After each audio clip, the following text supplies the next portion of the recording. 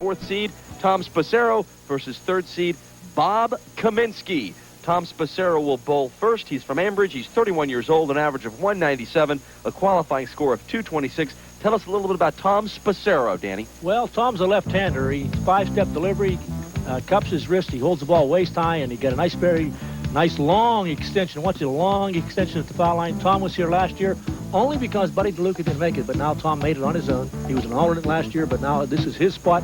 He's got to prove how good he is. And he's going up against television newcomer Bob Kaminski. Bob, 43 years old, from Hopewell. Went to Shaler High School. Comes in with an average of 216, a qualifying score of 230. How about Bob Kaminski, Danny? Yeah, Bob's one of our older bowlers on TV. 43 years old. He has a 5-step delivery. His first movement with the ball is down, but then he goes out. You notice it right there. Nice 5-step delivery. He comes up. He chicken wings the ball a little bit, but his arm is a straight arm swing, and we'll talk about that as we go into the match. All right, here we go. Bob Kaminski had the option of starting or having Tom Sposaro start, and he's elected to have Tom Sposaro start. That means Sposaro will start on lane 3 and end up on lane 4. Tom Sposaro from Ambridge. His first roll, crossed over, and he left the 2 and the 8. You know, the magic score today is 196. That is sitting on the bubble. That's the score that everybody will be shooting at today, and that is Glenn Bickner from Clarion. We have to have a winner of 196 in order for Glenn to go by the wayside, but I know Glenn's back there at home hoping and praying, have his fingers crossed that these guys don't do it, but we got some great bowlers on the show today, so I expect to see some great scores. A great shot by Tommy out of the chute. And you only need to get that 196 or above again in our championship match. That's the only score that really counts. That's the score that will propel you either into the playoffs or out of the playoffs. We take 8 of the top 12 scores in our next playoff round. So that's a very important score at the championship match. By the way, our top seed today is Tim Campbell. Our 2nd seed, Michael Mathews. But right now, you're looking at Kaminski, our 3rd seed. He starts out with a strike. Bob has a very slow movement to the foul line, and like I told you in the promo, that Bob pushes the ball down before he goes out. That's one of the new methods that they're trying to teach in bowling today. It gets you into that power shot. Now, Bob doesn't have that much power in his game, but it does get him into that big arm swing, let him extend out into the alley. Boy, he has a big wristband on, doesn't he, Dan? Yeah, there's a certain name for that we can't mention on the air, but all it does is keep his hand in the same position, and you can regulate that. Look at that ball come back. Oh, left 10 pin. But you can regulate the position that you keep your wrist in. It actually locks you into that position. He was out on about the 8th board, and the 6th pin, the second on the right, went up to get the 10 pin, but it just... I want to talk to you about something too, Danny. I was talking to Tom Fry last year. I mean, last week, he averaged 252, had a tremendous game. I said, Tom, the way you were bowling, he was bowling tremendous as we watch Bob Kaminski pick up his spare here. I said, Tom, you could have bowled a 300. I mean, you left a couple of 7 pins, and I mean, you were that close from bowling a 300. He said, yeah, but the lanes here, these television lanes we use here, the pins just do not react like they do in most houses. He said, yeah, I could have bowled a 300 today in most houses. But he said sometimes the pins here in our television studios are very tight. They don't react the same way. You ever heard that before, Danny? Well, these are relatively new pins. You see, this is the only time, that was a beautiful jam shot by Tombo to come out in the 2nd frame already lined up like that. But these lanes are only used when we tape, so they are relatively new pins. So you don't get that the breaking of the pins, the roundness of the bottoms. They are relatively right out of the boxes, and you figure we only tape every maybe once a month, so they're not getting to play on them. So that's why these are like brand new pins when you go to a tournament. You don't get that extra kick on the end. And that's why a lot of times you'll see perfect shots rolled. Very nicely done. A double for Tom Sposaro.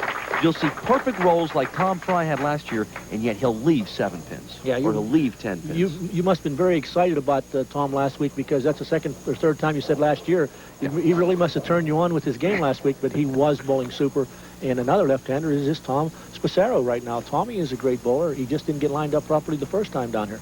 But look at Bob Kaminski's favorite bowler, Buddy DeLuca. Buddy Goldshoes DeLuca, I call him. Oh, speed control. That time there, if we can watch a replay of it, you'll see that he was very slow with his feet, and you can see the chicken wing. His elbow was actually away from his body that time. His elbow was not behind his wrist. A lot of bowlers do chicken wing a ball, but they come straight up with the ball. That time, the reason he was slow with his speed, he did not get the force of the elbow into the shot. Now, that time he did there. And you can see the difference in the speed of the ball. All right, Bob Kaminski opens up in the third frame. Bob, I think, would have a lot of problems here if he doesn't get out of the chute early, because his game is so slow and methodical as far as the ball speed goes. He has to be very critical on each particular pair. He doesn't get that break like Tom Fry says last week with the pins reacting the way they should, because these are relatively new pins and you got to hit them pretty flush. Now that ball, he got out over the foul line. You see the difference in reaction to pins. All right, we'll be back with more Pittsburgh's Bowling Best. Stay tuned.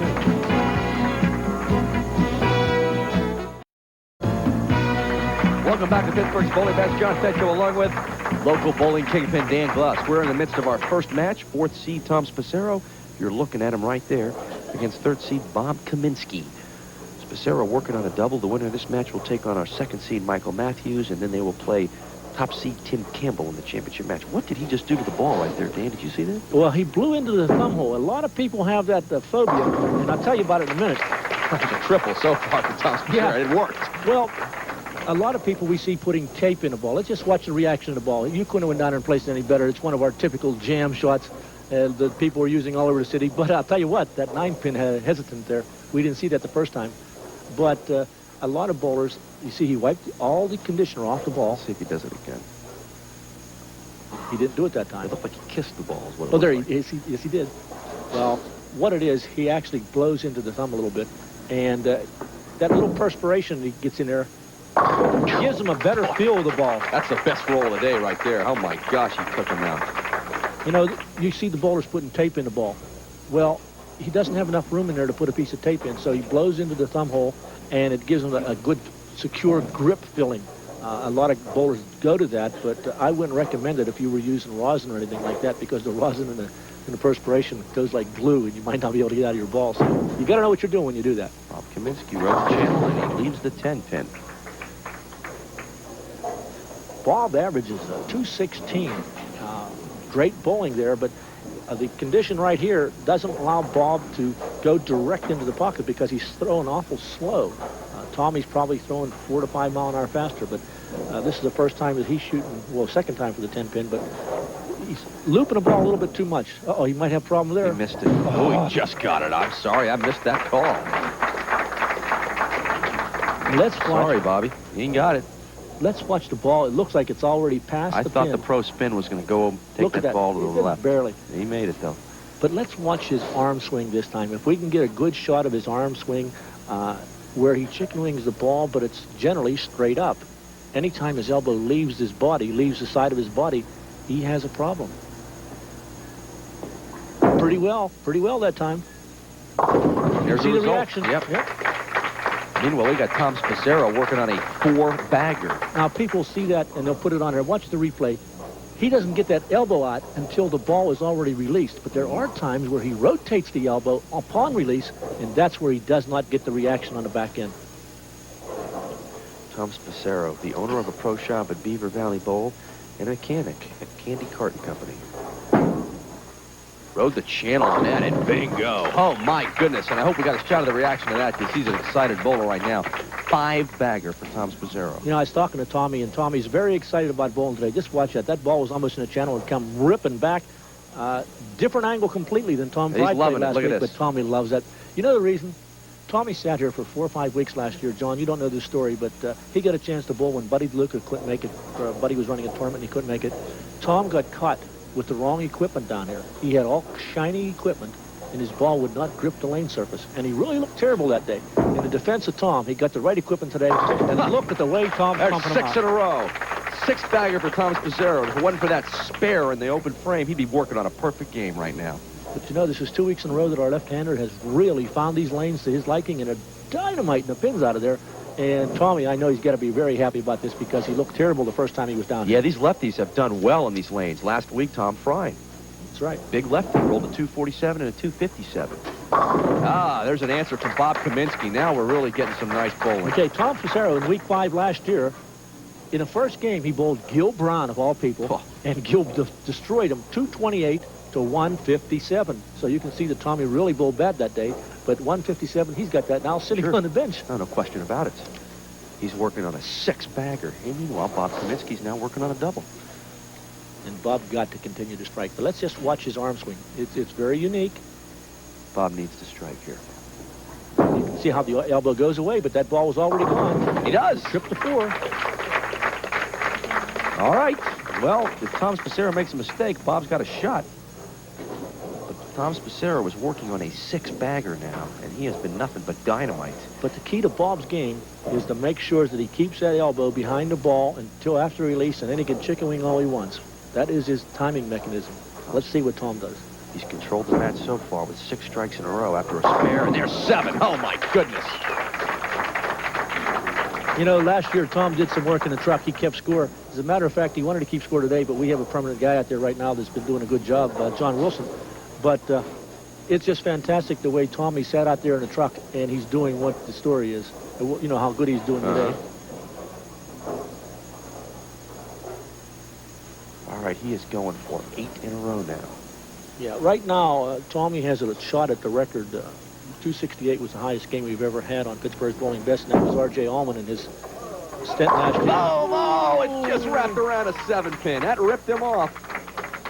That's what we talked about at the beginning of the show. That 7-pin should have fallen. Watch this. Well, you see that time there, the ball comes in behind the head pin a little bit. It wasn't but a look at it wrap around. And that's what happened. The 4-pin wrapped around the 7-pin. But he did swing the ball a little bit more. But that's that area the bowlers talk about right now. These guys are so great out there on the lanes today. He missed it. He threw it in the channel and opened up. Well, that's not going to give him the record probably, but he still has command of this match. The most Bob Kaminski can go right now is 234, and Tom Sposaro, all he has to do is get 8 pins to win the match right here, but he can still go 257. And that's exactly what Tom Fry had out of the chute last week, 257. That's Remember right. in the second game? All right. The match basically over. Bob Kaminski working on a triple. He's got to definitely strike out. See, he got that ball out over the foul line, John. Yeah. He just went up against one red-hot bowler. Right. He didn't be doing well. That's right. He can shoot 234 and lose. All right. Well, he's not shooting for nothing right now because we're in the King's Jewelry 10th frame. 3 strikes in a row here for Bob Kaminski. We'll give him a free Longines Whitney watch from the experts at King's Jewelry. So let's see if we can get the watch. Like we said, it's going to take an absolute collapse by Tom Sposaro not to win this match. Tommy's just got to roll an 8 in the 10th, and he'll win it, even if Kaminski strikes out here. But Bob can win a watch. Will it go? Well, he's got a shot at it. The 10-pin's going to stick.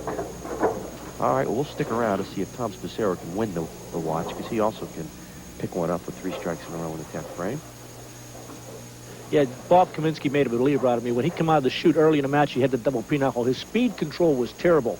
But Bob got adjusted, got his elbow behind the shot, and he showed why he's carrying a 216 average. And Bob, right now, is on top of his game, right? Yeah. He's going to shoot 213. That's nothing to sneeze at when you on an average day here in Pittsburgh's Bowling's Best, that would win. That's right. Bob Kaminski would win this match. You know, we are averaging over 204 for every game bowled on Pittsburgh's Bowling Best for the second half. It's fantastic. Yeah, it's the way the bowlers are bowling because they found the lanes. Now they know what to go out and practice on. Yeah, it gets better almost every week. It's gotten better this week. These guys have put on quite a show here in our first game. These are our 3rd and 4th seeded bowlers, and they've both bowled very well. And will he get the 7? No, but still a fine score. 212. Bob Kaminski. Very nice, Bob. You were just up against a guy who happened to bowl 7 strikes in a row. But now Tommy's got to get back on because he missed a 10-pin or 7-pin for a left-hander. But now this is a very critical ball because if he throws a bad shot now, this is going to extend into the next game. So this is very critical of how he's going to do the next game. Bowling for a watch here. 3 strikes in a row will do it. The 7-pin will stick. See what I mean? All right, well, Tom Sposaro is our winner. We will be back for our second match. He's going to take on Michael Mathews, so stay tuned. Sposaro, the winner of our first match, he rolled a 243, beat Bob Kaminski, who rolled a very fine 212. Now Tom Sposaro will go on to face our second seed, Michael Mathews, in the second match of the day. Mike Mathews, 22 years old, from Beaver Falls, an average of 203, a qualifying score of 234. Dan, tell us about Mike Mathews. Well, Mike has a 6-step approach. He actually turns sideways on his 4th and 5th step. Watch it, getting ready for it. 4th and 5th, he turns sideways, getting ready for that big power shot, and he takes the full approach, like I said, and you'll see some great bowling from Mike Mathews as long as he can keep that timing. All right, Mike Mathews had the option of rolling first or having Tom Sposaro roll first, and you see that Tom's getting ready to roll, so Tom will start on lane 3, finish on lane 4. He rolled a 243 in our first match, including 7 strikes in a row. Let's see how Tom starts out here. He's from Ambridge. Boom. He'll alleviate. Boy, that's a bad break coming out of the chute like that. You know, Tom made the, in the last game, Tom did make that 7-pin. He hit it right on the nose, so he didn't drop 2 in a row in the channel, but he just got a bad break on that 8-pin right there. Tom Sposaro put on quite a show for us in our first game. The winner of this match is going to take on Tim Campbell, our top seed today. And there's the spare for And where do you see that young man, Tim Campbell? Boy, does he throw a ball. Wow. And this guy's, as you said, Dan, a very interesting delivery. The little stutter step action in the middle gives him a 6-step delivery. Well, he actually turns sideways so he can get the motion into his ball because he really tries to crank up a ball. He's small, so he has to do that to get that extra leverage. You can see him playing inside. You got a break there. You got a Brooklyn. You know, last week we told the people about 2 Firestone tickets we have given away to one of our listeners or viewers out there, and we give some zip codes that were okay. They will get there, but we'll give you some more zip codes this week that'll get there much faster. All you got to do is put your name and address on a postcard, send it to Channel 11 TV Hill, and the zip code is 15214. That's Pittsburgh, PA, and or to WEDO McKeesport, PA, 15132. And we'll have a drawing around April the 8th, and we'll give the tickets away to one of our viewers or listeners, and they can sit right there in the audience with me to watch the Firestone Finals. One of the all-time great tournaments. All right, leaves the 2-pin on this shot. Mike Mathews from Beaver Falls. He's a utility operator at Applied Energy Systems.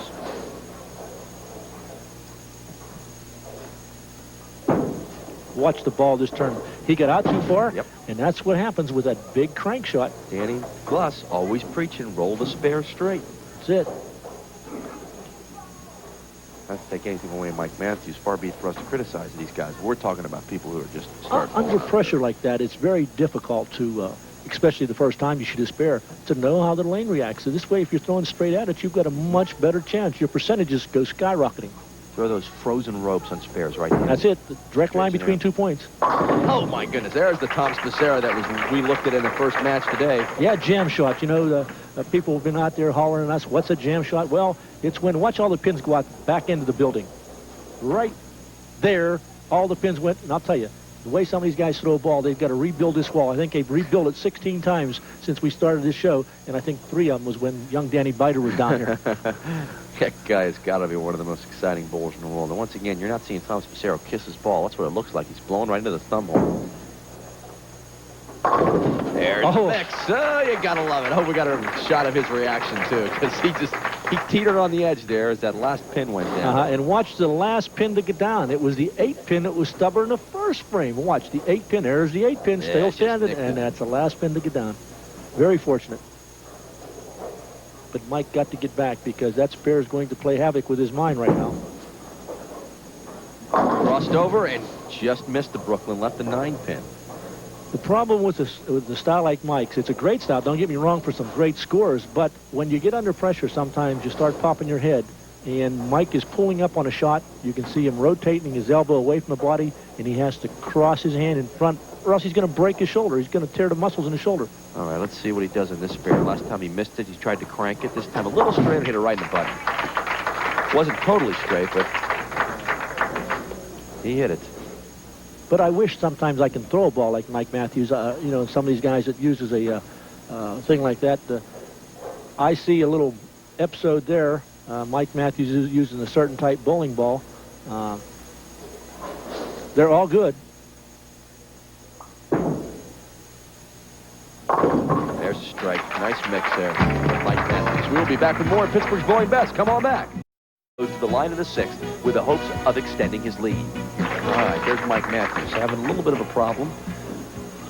He opened up 2 frames in a row, and that could be a big problem when you're up against Tom Sposaro. A 34-pin lead now for Tommy. Although Tommy has thrown a ball in the channel this match. Yeah, Tommy's letting everybody back in the match by throwing a 7-pin in the channel. Boy, I tell you, if we get a shot of that again, watch the approach of Tommy Sposaro. Watch when he plants at that foul line.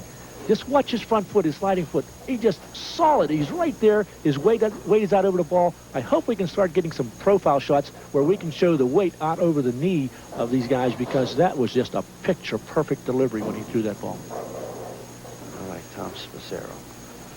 Rolled a 243 in our opening match.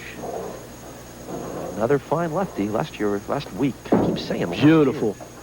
Now, when I said beautiful, you see what happened? I was watching his foot, and then I looked up, and Tommy's head was out in the ceiling someplace. So what he did at the foul line, he's shaking his head. He knew it. Watch his head come up. Watch his head pop up. See his head look up? Yep. He didn't keep his eye down on his target. His eyes popped up. There you saw the reaction at the end of that roll. I was going to say last week, Tom Fry a lefty. Tremendous job. We're seeing a lot of great He knows bowling it. Look at that. He is, oh, what's wrong with me? He's had his problems on his spares. Let's see what he does here. He got it. But that was a beautiful shot by our camera crew of watching his head take his eye off the target. You know, his head just popped up, and he's watching the path of the ball rather than watching his target. You must watch the ball go over your mark. If you don't, you don't know how to make an adjustment. I understand. Your bowling's getting better too, John. Just a little bit. Just a little bit. What are you up to, 190 now? Yeah, not quite. I'd say about 160, 170 is right. Well, all right, well, Mike Mathews has some problems here. Yeah, Mike's going to get back, and he's going to watch this when this airs and find out exactly what he's doing wrong. See, he's inside the third arrow, and he's not given... if he threw the ball any wider, it wouldn't come back because of the trade of the lanes right now. But Mike is entirely got outfoxed by these lanes today. Today, the bear got Mike Mathews. But I guarantee you that Mike Mathews will get the bear many more times. All right, there's the spare. Okay. Still a huge lead, though, for Tom Sposaro. Yeah, 34 pins, and Mike has to strike now. The most Mike can go now is 193. But remember, this score doesn't count. The score that counts is what he gets in the last game, or the winner gets in the last game. And 196 is the almighty score on the bubble right now. That's right. That's the score you have to beat to get into the playoffs. But that score only counts in the championship match. Right now, you just want to win the match, and he needed a strike there and got it. Well, if he strikes out, he has a shot. He's got a shot. What he did there, he looked very loose. He just threw that ball. He knew that he had nothing to lose. He didn't try. You watch. He had more effort. You see the arm come straight up, and the ball doesn't get into its break until it's 3/4 of the way down the alley. Now it's coming back. He actually slid the ball through the heads more. All right, Tom Sposaro can basically put this match away with a strike. He's got a big lead.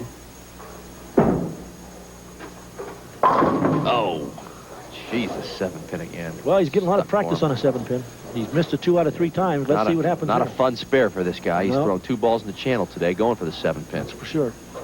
Let's see how he reacts here. This is a very important roll. With a channel ball here, Dan, he's going to put Mike Mathews right back in this game. That's right. And, you know, I was sitting here watching Tim Campbell just drooling at the thought of getting out to the lanes, because this guy here is a dynamite bowler. Coming out of New York State, he's in town, bowling out of Noble Manor now. He just moved to this part of town. But this kid is something else to see, and he really has the leverage and the power. You just got to wait to see what I mean. All right, babe. Tom Sposaro, still a huge lead.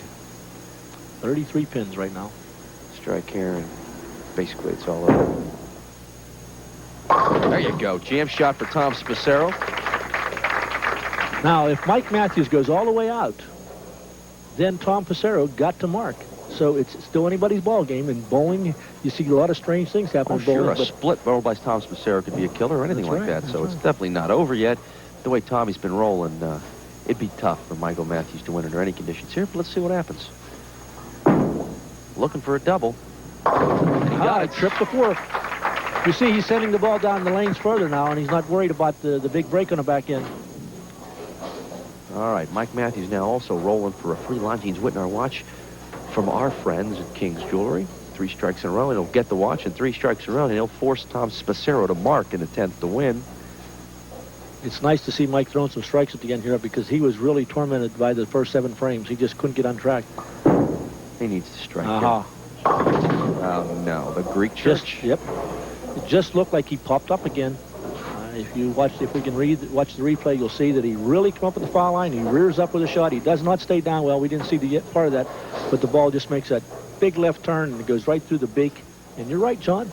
The Greek church. The Greek church. Please don't write any letters in. That's what the bowlers do call it. That's what it's called. Oh, nice try. All right. Well, Tom Sposaro is going to be our winner.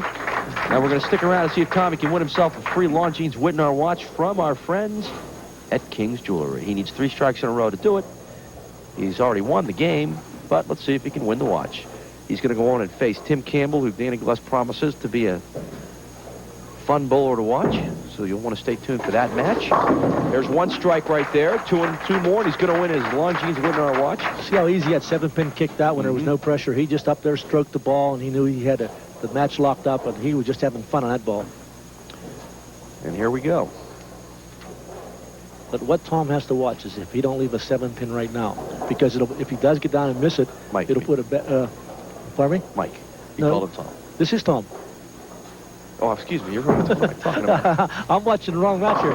Beautiful. Well, I'm watching the wrong match.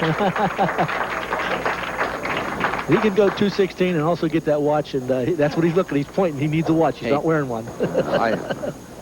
I need a scorecard. He needs a watch. I'm sorry about that, Danny. Teaches me to ever try to correct you again. Tom Sposaro going for the watch now. He's already won the match. We're going to face Tim Campbell. A strike here, and he wins a Longines Whitnall watch from King's Jewelry. Will he get it? No, the 3-pin's gonna stay. Nice try. We'll be back. Tom Sposaro versus Tim Campbell in our championship match. Come on back, folks. You watch, just watch the style. 5 steps, holds the ball very low. Big, strong guy. Very smooth going to the line. But his guys, his fan club didn't go into their act like they said they were going to go into. I think they're keeping it shut. But just watch this guy. We'll hear from him. I know. He brought a huge contingent with him today. He's dynamite. His fan club over there was going to go into their little act they always go into. They will. I guarantee you they will, Danny. They're very excited. They love him. Timmy Campbell. Anyway, this is Tom Sposaro. He starts. Timmy has elected to have Tom roll first. So Tom will start on lane 3, end up on lane 4. Sposaro will begin. Ooh. Look at that right there. Well, each of the first frames, Tommy in the first game left a 2-8. Then he left that solid 8-pin last game, and he started out again. But that first frame, a lot of people have the 10th frame jitters. Tommy's having the first frame jitters. But he's been able to come back and convert the spare each and every time. Let's see what happens here. Oh boy, he left the 2-pin. So he opens up here in the first frame, and here we go. Tim Campbell. Now, folks, I want you to watch carefully the reaction on the ball when Timmy rolls. This is Tom Sposaro's shot. Watch the reaction. It's fantastic for this guy. Watch the release point. And watch his wrist. That's unbelievable. Bingo. There's the curve. 1. And only the 2 and the 8. Believe me, he gets wound up here. That wrist action, it comes through. It's like a blur. It's like a snap. It goes up over his head. Look at the ball. Look at the pro spin on that ball. You know, there used to be a joke about the guy losing his hand. The way he snaps the ball over his head, it's a wonder his hand don't fly into the back. All right, Timmy starts out with a 2-8. Let's see what he can do here. As big as he is, that's how smooth he is. We want to again remind everybody that these guys need to get better than a 196. A 196. There it is. There's the fans. You know what they told me that is, John? And I don't believe them, though.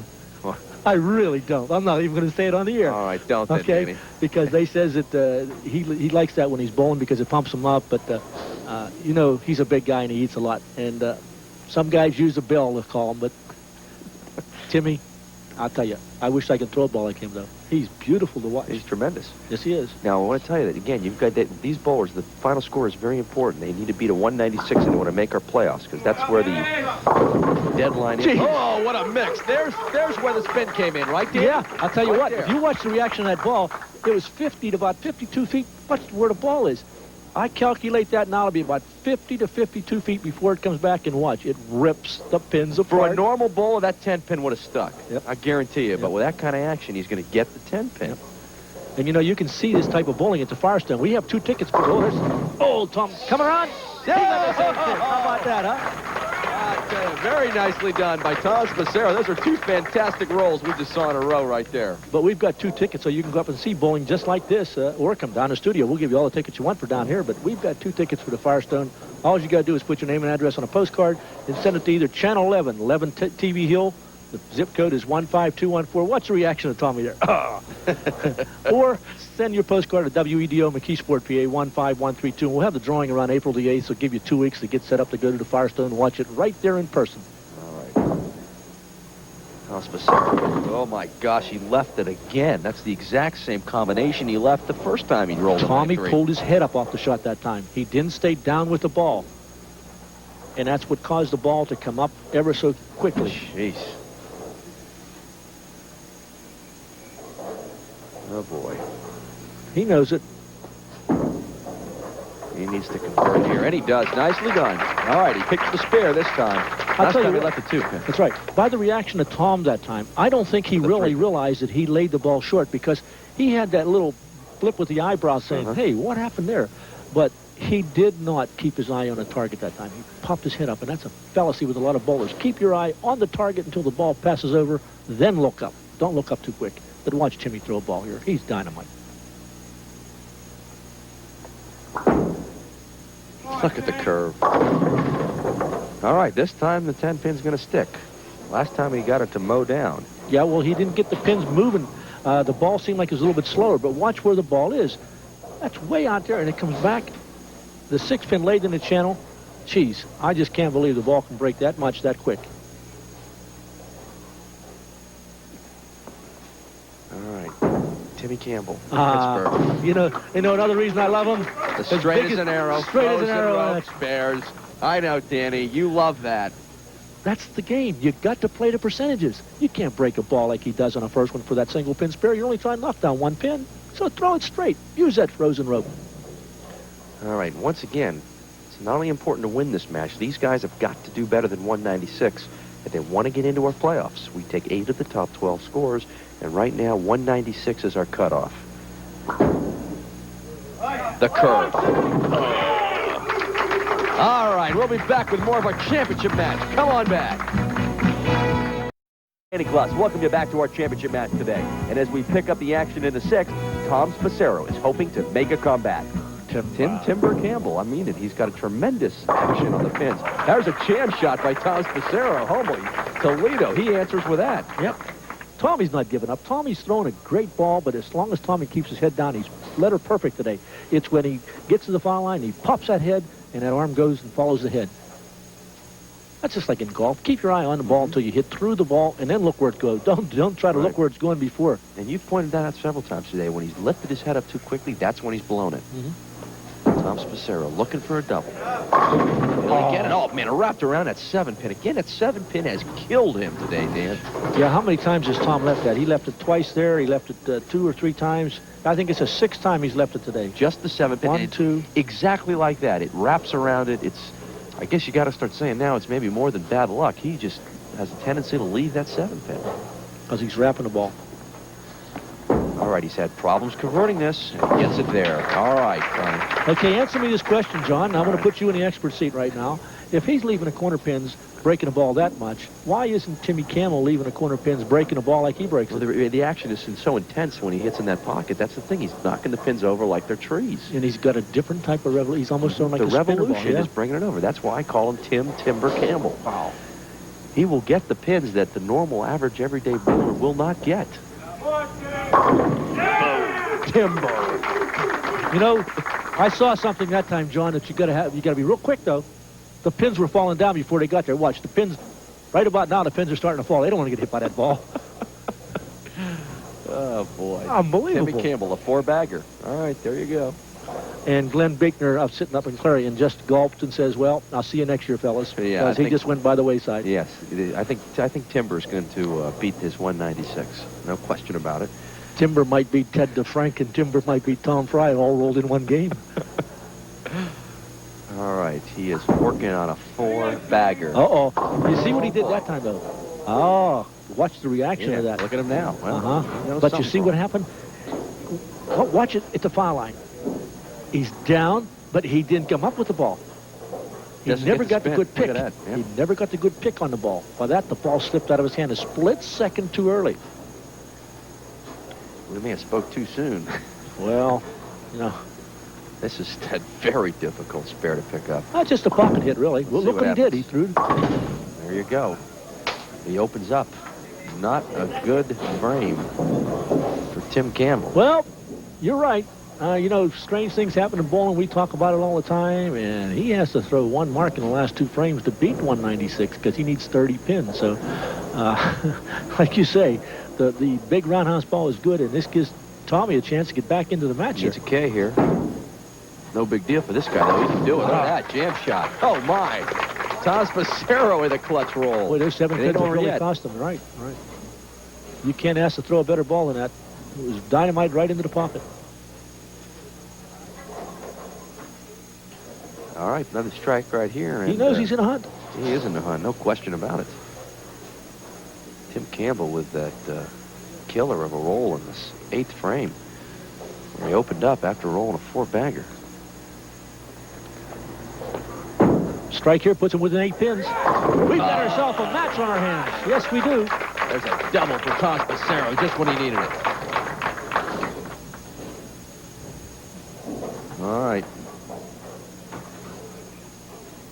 Tommy knows he's back in this match. The lead's He's down to 8 up. pins. Here we go. Tim Timber Campbell. Big ball for this young gentleman. He ripped that ball back so many times, but now he's got a problem of making sure he doesn't slip out of the ball again. Oh, he threw a good shot that time. Oh. Up, and he will leave the 10 pin this time. Didn't quite get that action. Yeah, but he needs his spare, because if he doesn't get this spare right here, he's got a problem in the 10th frame coming up. Watch that. See how it's like a top? It just comes in there, and a 6-pin wraps around. His follow-through's unbelievable, too. Yeah. Right over his head. But let's see if he throws the frozen rope here, straight as an arrow. Uh-oh. He hesitated. He thought he threw it bad, but that frozen rope right there. All right, well, Tim Timber Campbell's going to be going for the 3 Longines Whitnar watch from King's Jewelry. 3 strikes in a row, and he'll get the watch. And Tom Sposaro with that double in the 8th and the 9th certainly put some heat on him here, too. Yeah, really, he has to mark here. If he gets a 9-count spare, that'll give him 186 in a spare. That'll be enough.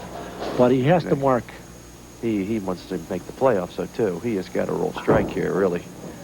Oh, he left the 9. Unbelievable. Look at him scratching his head. That looked like a K to me. He's got 186 in the 9th frame now. And 9 gives him 195, so Glenn Bickner is probably sitting there not even wanting to watch this shot. Yeah, we thought it was wrapped up in the 7th frame, but all of a sudden, Timmy Campbell come a cropper. All right, well, Timmy needs to get this if he wants to make the playoffs. Use the frozen rope, and that's simple. He didn't use the frozen rope on that one. Look what happened. My goodness. Now, you tell me that bowling doesn't work in strange ways. Tommy Sposaro got a chance to win this match now. Not only that, but even if Timmy wins, he's not going to be in the playoffs. He's not going to be in the playoffs. That means Glenn Bickner still hangs on. What did we say about this frozen rope? He did not use the frozen rope there. Danny, I know you're gonna kill him after the match. Me? No, John. Tom Sposaro working on a double, also going for a watch. Remember, 3 strikes in a row, he wins the watch. Let's see what he does here. Oh my goodness! Well, he has left some radical. He needs a spare. He needs his spare right now, and a strike to knock Glenn Bickner out. So Glenn is sitting there not seeing Tim Campbell go by him, but if Tommy spares this, he can go by him with the 197. With a spare and a strike. He needs a spare and a strike to win the match and to make the playoffs. All right, there's your spare. Now, it's this simple. Well, put him in shot to make the playoffs. Say he does not guarantee himself. Right, but he'll be on the bubble to do it. Right. He'll be the guy sweating next week, like Glenn Bickner is sweating right now. All right.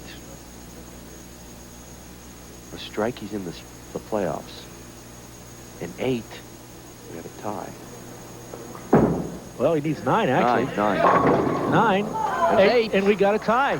We got a tie. Neither one will make the flight board, but we got a tie, right? So we go to a 2-frame two-frame roll-off. Tommy, you're going to start on 3. We go to a 2-frame roll-off. Now, again, neither of our gentlemen are going to make the playoffs, but this is for the show right here. You start on 3. Tommy will start on 3. We will roll the 9th and 10th frame all over again. Now, Glenn Bickner must be saying some rosary back there, because I'll tell you, we looked at the score, and you called him out of it in the 7th frame. Yep, look at that. Well, he was out of it. He was out of it. They're both out of it. But bowling is strange, isn't it? Yeah, I'm telling you, that 8th frame where Tim Campbell only got 6 pins really killed him. This is our roll-off now. There's a K. What a way to start it right there. It's a 2-frame roll-off, all right? Right, 2 frame. This is the first, this tie here really goes a long way to show what these guys are made out of, because now they can't make the flight board, but they're fighting for that victory. A 2-frame roll-off. So, here comes Tim Timber Campbell. He rolled 2 in a row. Let's see what happens. It's 2 frames.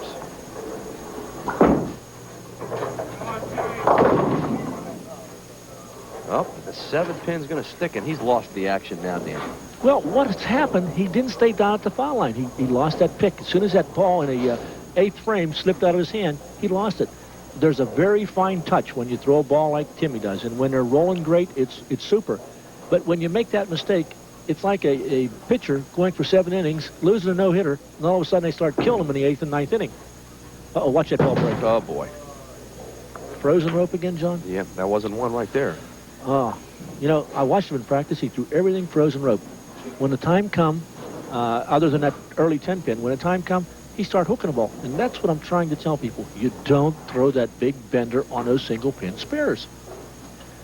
All right. Well, Timmy needs a strike here. He opens up his first frame, and it's only a 2-frame roll-off. Tom Sposaro has already rolled a strike in his first frame, and there's the big timber for Timmy.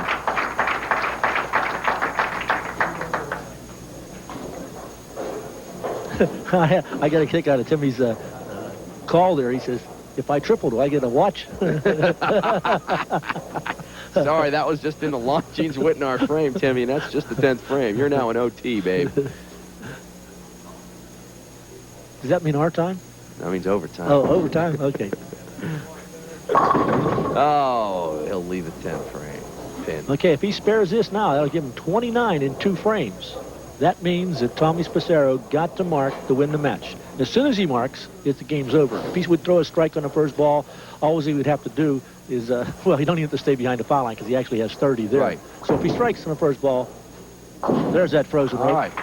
There's a 29 now. Okay. Right now, Tommy has to mark to win the match. That's all. It's as simple as that. If he gets a 9 count in a miss, he loses because he has 19 and 28. But right now, Timmy had 9 in the first, well, actually in the 9th frame, and a strike and a spare, giving him 29 total. All right. He needs a mark. A strike. He's going to win it outright. A strike. There it is. Tommy's the winner. Tom Sposaro started out as the 4th seed, comes back, wins it all. We'll talk to Tommy. Stay tuned. Come on back. Pittsburgh's bowling vest, John Fedko, along with my partner, local bowling kingpin Dan Glusson, our winner, Tom Sposaro. It was a day of vindication for Tom. He was on our show before. He was a late fill-in for Buddy DeLuca. We called him in under adverse circumstances, and he lost. But today, we gave him a chance to come back, and he took it all. Danny? Tommy, we had you knocked off the flight board already. Both of you guys couldn't make the flight board, but there's 8 spots up there going in. So really, you're still back in the hunt, so we'll give you another reprieve. But 195, 195, what kind of match, what was your heart doing to you? Well, in the 10th frame, the first ball I threw, I thought I made a good shot, and the ball just slid by. And then when I threw the one in the 12th, in the 11th, I figured that was a strike. And when I left that 7-10, I couldn't believe it that we tie, me and Timmy yet. Okay, when you go home tonight, make sure you alert everybody in the household that if you wake up screaming, 7-pin, 7-pin, you'll know what they're talking about, or they'll know what you're talking about. That caused you all kind of problems today. What was the story? Yeah, well, the one in the 7th frame, I thought I made a good that's shot. what the strike here. This is the one that puts you on top, to give you the win. You almost didn't get the 6-pin out of there. Watch the 6-pin just barely come out and get tapped over there. The shot was a little light. I thought I could carry it, but